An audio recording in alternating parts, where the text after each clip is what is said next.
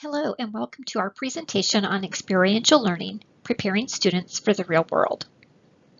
My name is Dr. Darla Branda, and I serve as the Program Chair and Associate Professor for the Bachelor of Science in Health Information Management program at University of Arizona Global Campus.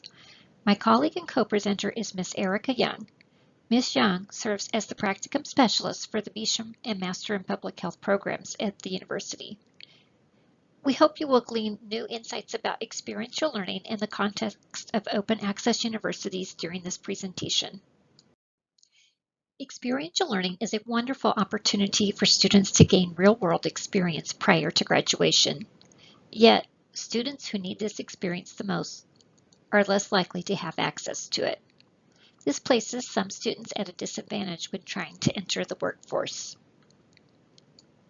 In this presentation, we will explore how open access universities are in the perfect position to help students gain this valuable experience.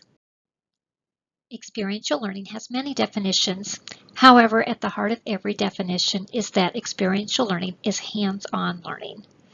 The Association for Experiential Education defines experiential learning as challenge and experience followed by reflection, leading to learning and growth. Also, the Association for Experiential Education developed principles for experiential education practice that provide authentic learning that actively engages the student. Finally, experiential learning is designated as a high-impact learning practice. A high-impact learning practice is distinguished by hands-on learning that is integrative and typically collaborative. In essence, high-impact learning practices influence students far beyond the classroom and may help them be better prepared for the workforce.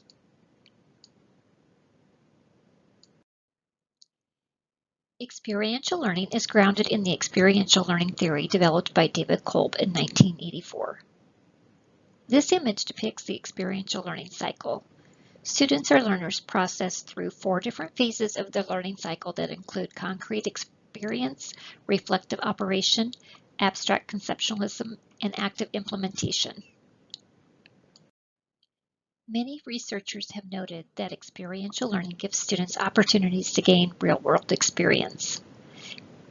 In addition, students can polish their soft skills such as communicating effectively in the workplace. Also, these learning activities increase student engagement, and we know from the data the more students are engaged with their coursework, the more likely they are to succeed. So it's an overall win-win situation. More importantly, students can begin to build a professional network when participating in experiential learning, which could lead to job offers from the host site. In fact, one study noted that students that participated in internships were 25% more likely to find employment after graduating. And even more encouraging, students may increase their earning potential as well.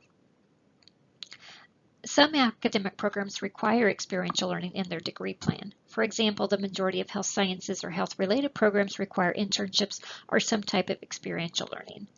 Teacher education is another discipline that requires field experience prior to earning a certification. There are a wide variety of experiential learning types available and may vary greatly among majors. This slideshow shows a sampling of the different experiential learning opportunities, depending on the student's major.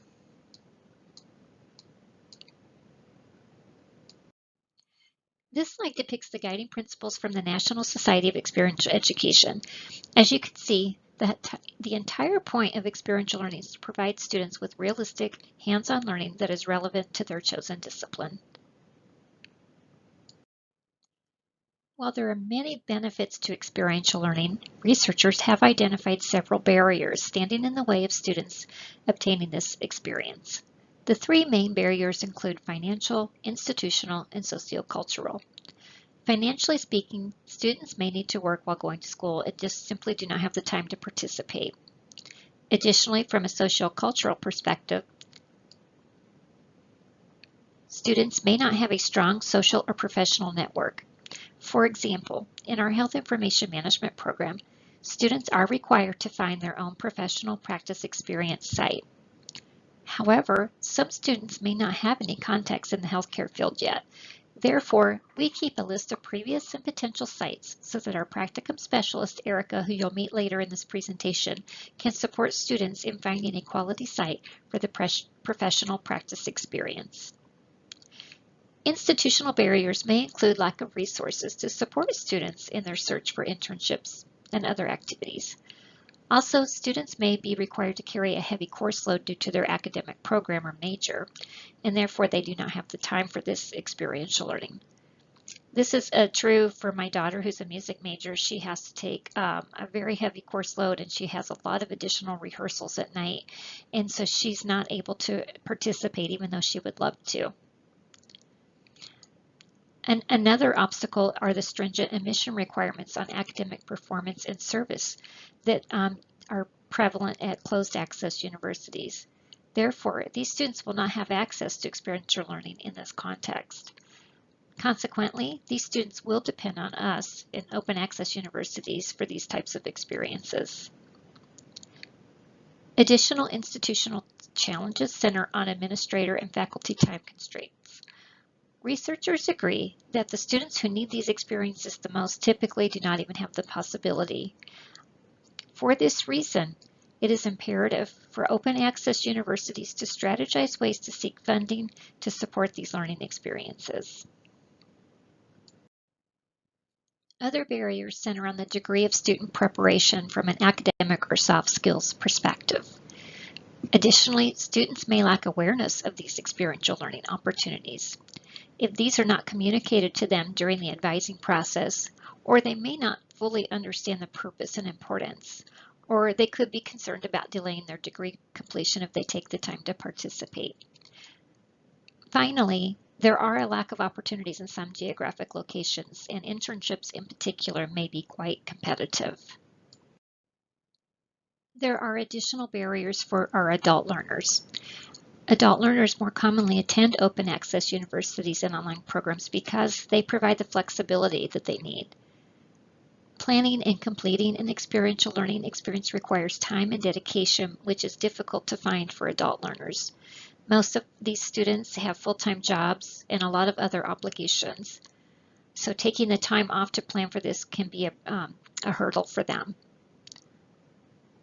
Adult learners also face additional challenges in studying while transitioning, getting back into school.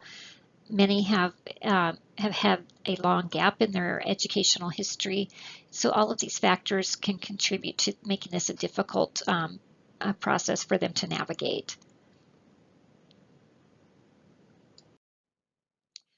While there are many barriers to experiential learning, open access universities are poised to eliminate these barriers by implementing several strategies. For example, improving institutional processes and policies on funding that will help support and promote experiential learning. Developing innovative scheduling strategies so that more students can participate. Admitting students on a provisional basis regardless of academic history. Identifying ways students can fund their education, and evaluating faculty and administrator workloads to determine how their schedules could be modified to make room for experiential learning and support this in their programs. Providing guidance on ways students can support their experiential learning from a financial perspective will greatly help. Making learners aware of grants, scholarships, and other financial aid could really help them see the possibilities here. Open access universities can improve financial support for university career and advising staff so that they can offer more services and supports to students seeking these opportunities, helping them do outreach, identifying students in need of experiential learning, communicating these opportunities to students, providing students with coaching on how to apply and interview for these opportunities, just to name a few. Also, universities could market these opportunities and host informational sessions too to get the word out. Lastly, universities can tap into social media outlets to spread the word.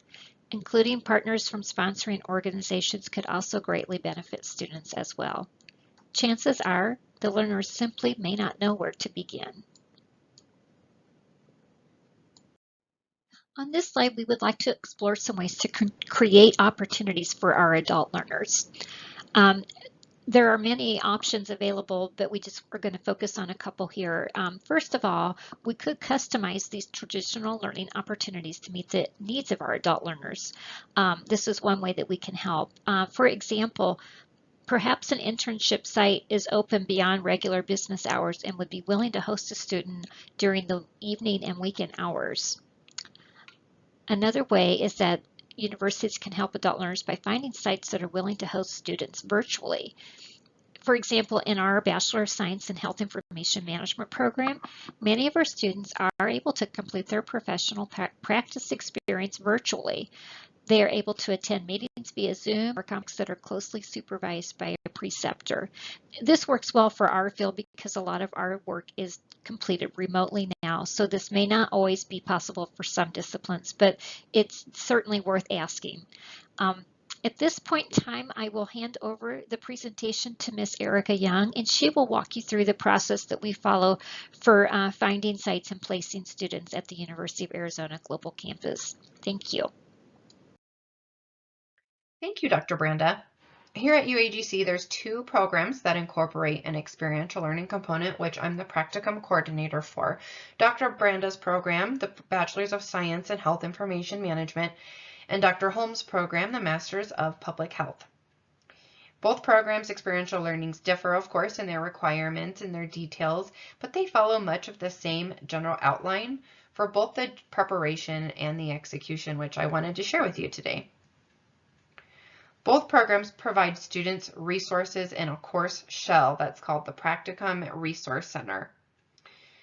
There, the students have access throughout the duration of their program to seek out the information that they need in order to plan and execute their experiential learning. This includes a handbook with detailed instructions and all the forms that they're needing for approval. Having access from the beginning of their program brings student empowerment and ownership over their experiential learning. As Practicum coordinator, I'm very happy to provide strong support and guidance to our students who are feeling overwhelmed and unsure. Also, I'm happy to be taking a heavy load off of the program chairs who would normally be holding these duties if there was no coordinator position.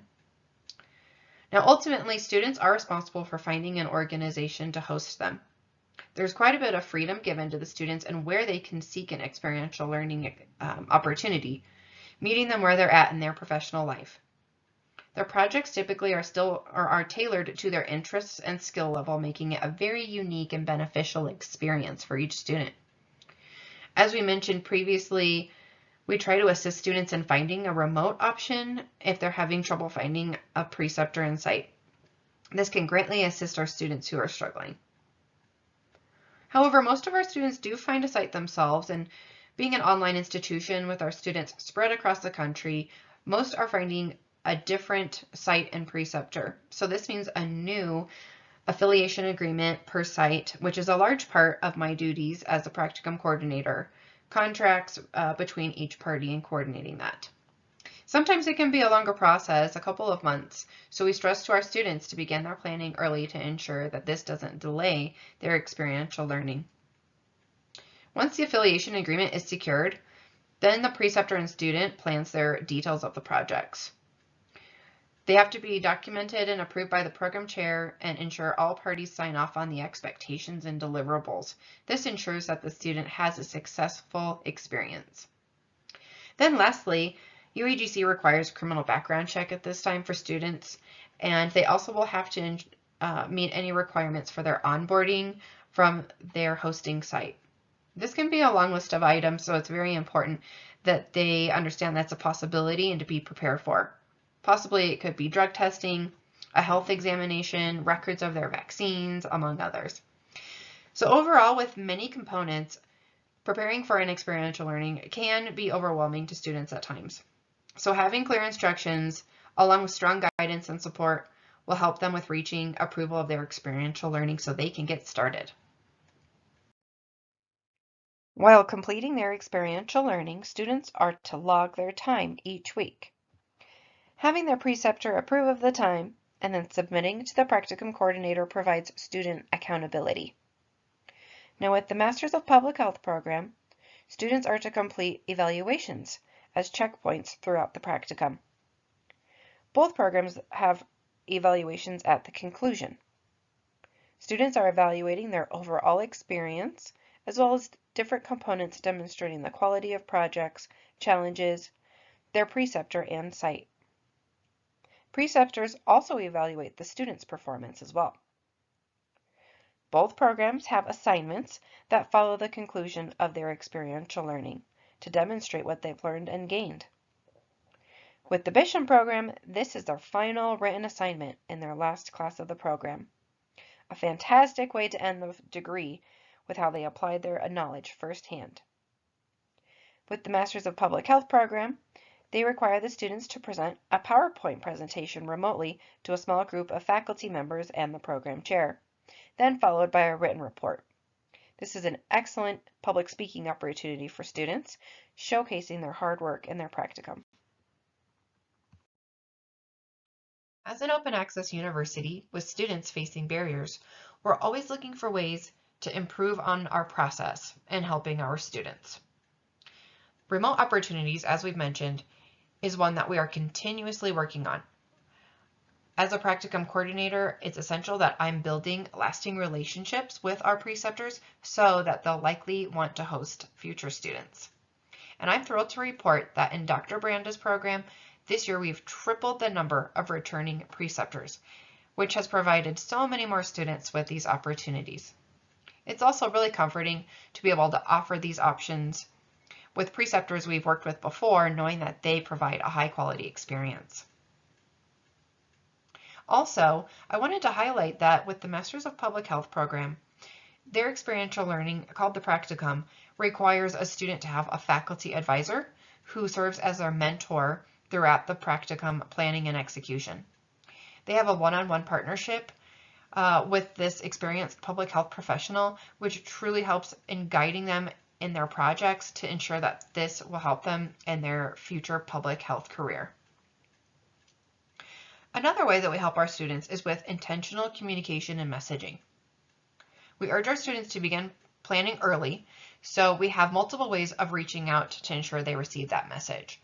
They're made aware during enrollment of their experiential learning requirement, but also they're sent email reminders automatically throughout their program.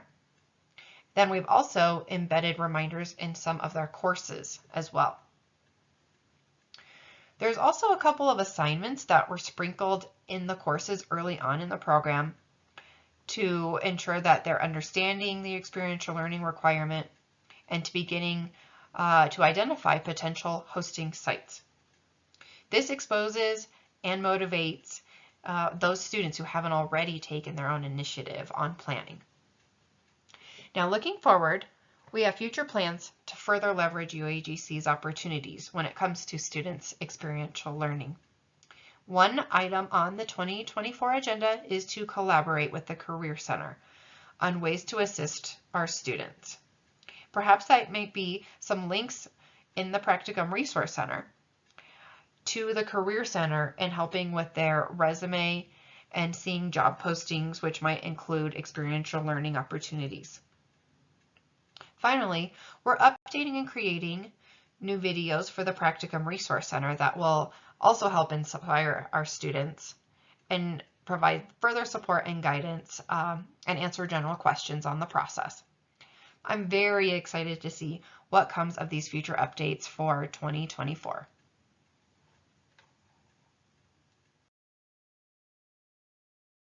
On this slide, we wanted to show a sampling of types of sites that the Bachelor's of Science and Health Information Management students might consider. To name just a few of these, they could be hosted by a type of healthcare organization, perhaps a government agency, a state agency, an academic institution, insurance agency, a law firm, among many others not listed on this slide. In other academic programs of study, they of course would have their own list of acceptable types of sites. Students' projects will vary greatly depending on their hosting site and, as I mentioned previously, their skill level and interest. A couple of examples of BISHM's students' experiential learning projects have included developing and presenting a training such as HIPAA to their staff, creating an implementation plan for a new system, application, or technology, performing a gap analysis for the site, providing a performance audit, or practicing coding on various types of charts. Applying students' knowledge of the program to their hands-on projects is key. I can say with confidence that at conclusion, students overwhelmingly report that they benefited from their experience. In conclusion, experiential learning provides students with opportunities to apply what they've learned in class to real-life work situations. Additional benefits include strengthening soft skills and networking. However, students who need these experiences the most often do not have access to them due to a variety of challenges and barriers. So for this reason, open access universities are positioned to offer students a pathway to participate in these high impact practices that will prepare them for the workforce.